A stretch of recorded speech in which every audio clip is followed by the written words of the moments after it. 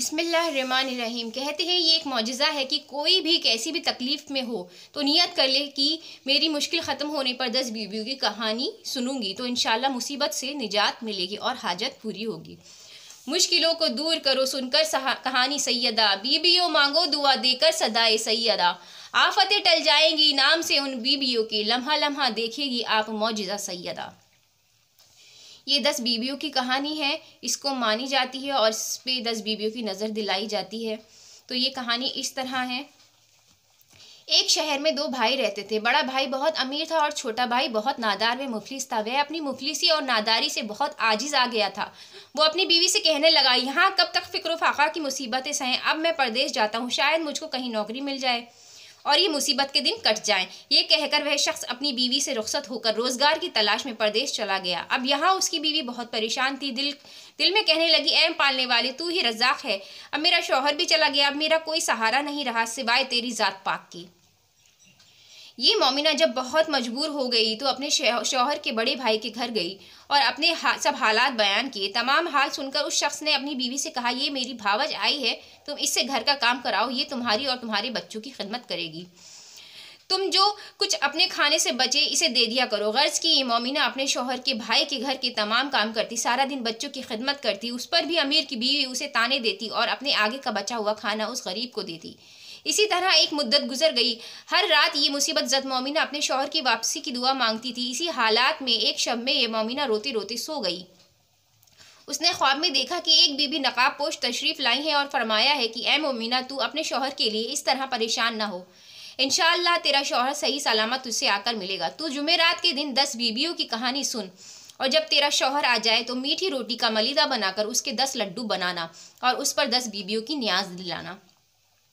इस औरत ने सवाल किया कि आप कौन हैं और आपका नाम क्या है और इन 10 बीबियों के नाम क्या हैं जिनकी नियाज दिलाऊं। तब सैयदा ने फरमाया, मेरा नाम सैयदा ताहिरा फ़ातिमा ज़ोहरा दुख्तर हज़रत मोहम्मद मुस्तफ़ा सल्लल्लाहु अलैहि वसल्लम है और 9 बीबियों के नाम हैं हज़रत मरियम रज़ी अल्लाहु अन्हा, हज़रत सायरा रज़ी अल्लाहु अन्हा, हज़रत आसिया रज़ी अल्लाहु अन्हा, हज़रत हाजरा रज़ी अल्लाहु अन्हा, हज़रत ज़ैनब रज़ी अल्लाहु अन्हा, हज़रत फ़ातिमा सुगरा रज़ी अल्लाहु अन्हा, हज़रत फ़ातिमा कुबरा रज़ी अल्लाहु अन्हा, हज़रत उम्मे कुलसुम रज़ी अल्लाहु अन्हा, हज़रत सकीना रज़ी अल्लाहु अन्हा।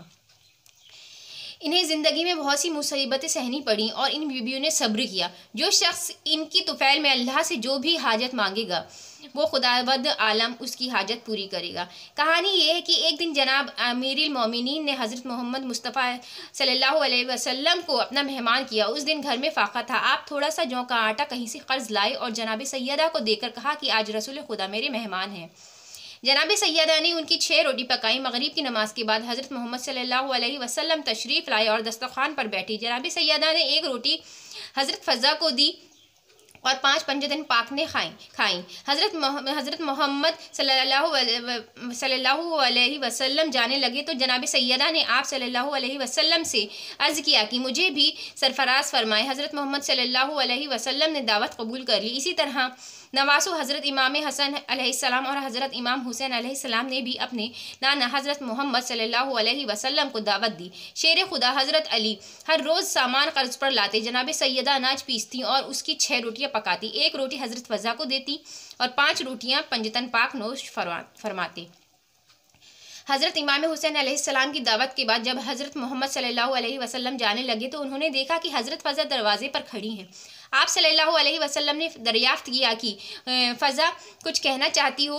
इस पर हज़रत फ़ज़ा ने कहा कि कनीज़ इस काबिल तो नहीं कि आपको दावत दे, लेकिन मैं उम्मीदवार हूँ। आप सल्लल्लाहु अलैहि वसल्लम ने दावत कबूल कर ली। अगले दिन शाम को मगरिब की नमाज के बाद हज़रत मोहम्मद सल्लल्लाहु अलैहि वसल्लम जनाब सैयदा के घर तशरीफ़ लाए। सबने उठकर आप सल्लल्लाहु अलैहि वसल्लम का इस्तकबाल किया। हज़रत मोहम्मद सल्लल्लाहु अलैहि वसल्लम ने फरमाया कि आज फ़ज़ा का मेहमान हूँ। हज़रत फ़ज़ा ने किसी से इसका जिक्र नहीं किया था। घर में फ़ाका था। हज़रत अली ने कहा कि पहले से कह देती तो सामान मुहैया करा देता। हज़रत फ़ज़ा ने कहा कि आप परेशान ना हो, अल्लाह मुसब्बिबुल असबाब है। हज़रत फ़ज़ा एक गोशे में गई और सजदे में गिर गई। वह अल्लाह से दुआ करने लगी, या काजी अलहाजात, इस तंग दस्ती और नादारी में तू आलम दाना है, तेरे महबूब को मेहमान किया है, तुझे वास्ता आले मोहम्मद का मुझे शर्मिंदा ना करना। उन्होंने सजदे से सर उठाया तो क्या देखती है कि जन्नत की हूरें खानों का तबाक लिए खड़ी हैं। हज़रत फ़ज़ा ने आप सल्लल्लाहु अलैहि वसल्लम के सामने खाने का तबाक रखा और सबने मिलकर खाना खाया। आप सल्लल्लाहु अलैहि वसल्लम ने फरमाया कि ये खाना कहाँ से आया। गोया आप सल्लल्लाहु अलैहि वसल्लम पहले से ही जानते थे। हज़रत जिब्राईल रास्ते में ही आप सल्लल्लाहु अलैहि वसल्लम को बता गए थे कि, लेकिन आप सल्लल्लाहु अलैहि वसल्लम को ये जाहिर करना था कि हमारे घर की कनीज़ें भी अल्लाह को ऐसी ही प्यारी हैं कि उनके सवाल को भी अल्लाह रद्द नहीं करता। अल्लाह के ख़जाने में किसी चीज़ की कमी नहीं है। अल्लाह पर यकीन रखने से सब कुछ मिल जाता है। जब मोमिना ख्वाब से बेदार हुई तो वह दिन जुमेरात का था। वह अपने मोहल्ले में गई और कहने लगी कि मैंने एक ख्वाब देखा है कि तुम लोग पास बैठकर जनाब सैयदा की कहानी सुन लिया करो। मोहल्ले की औरतें उसके पास आकर जमा हो गईं और उस मोमिना ने 10 बीबियों की कहानी पढ़नी शुरू की। 9 दिन गुजर गए। जब 10वां दिन आया तो मोमिना क्या देखती है कि उसका शौहर सही सलामत माल व ज़र के साथ उसके दरवाजे पर खड़ा है। अल्लाहुम्मा सल्ली अला मुहम्मदिन व आलि मुहम्मद।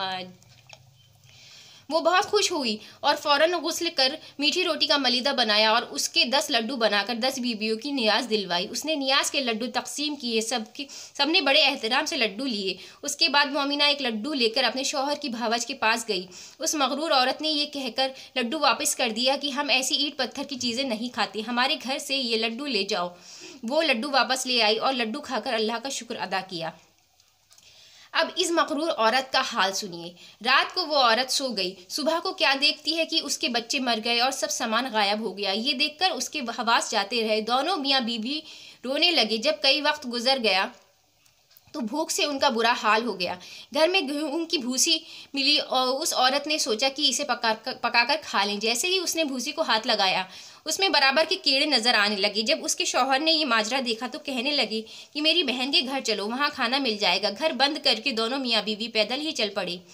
चलते चलते उनके पैरों में छाले पड़ गए। रास्ते में उन्हें चने का हरा भरा खेत नजर आया। शौहर ने अपनी बीवी से कहा कि तुम यहाँ बैठ जाओ, मैं चने की कुछ बालियाँ तोड़ लाऊं ताकि उनको खाकर ताकत आ जाए।